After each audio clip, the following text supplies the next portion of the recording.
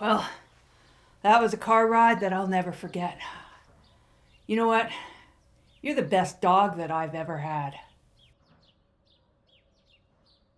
Well, for a dog that knows English and walks on his back two legs, you sure don't know how to shit in private. I mean, I thought that a dog that would speak English would at least, go behind a bush or maybe even teach itself to use a bidet. But maybe that's just asking too much. Why don't you use a bidet?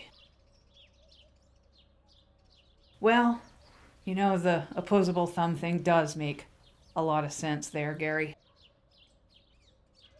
Gary's a good name for a dog, though. I picked that out for you, like when I went down to the show. Why don't you remind? What was? I went down to the shelter. I walked through every single row. I looked at every sad ass dog face. I almost ended up with the German Shepherd, but I chose you, Gary. When you saw me, seeing me, seeing you for the first time, what was going through your dog head, Gary?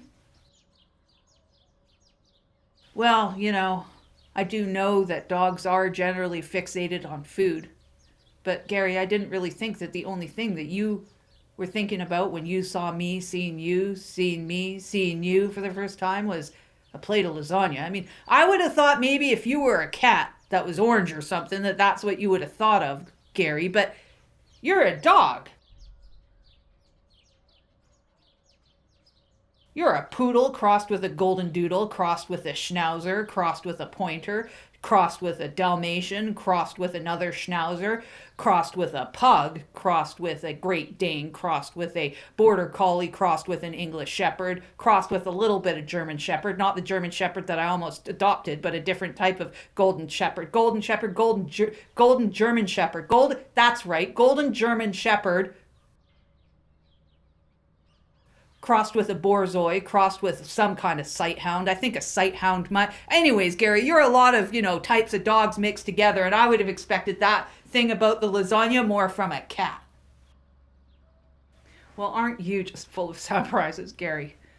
I didn't know that you felt about me that way. Look, I'm not gonna lie to you, Gary. My favorite time of day is coming home from a long day of work, seeing you flopped out on the couch, not using your, gift of being able to sit up like a human, like I know you could. I mean, I still don't know why you wouldn't choose to use a bidet. Gary, actually, let's circle back to that. I do kind of want more of a thorough answer on that one, Gary. Gary, why do you insist on walking on your back two legs, kind of like a human, next to me? Without even needing a leash, why do you always insist on going in front of me within my direct sight line to squat over and take a shit just like that? Do explain.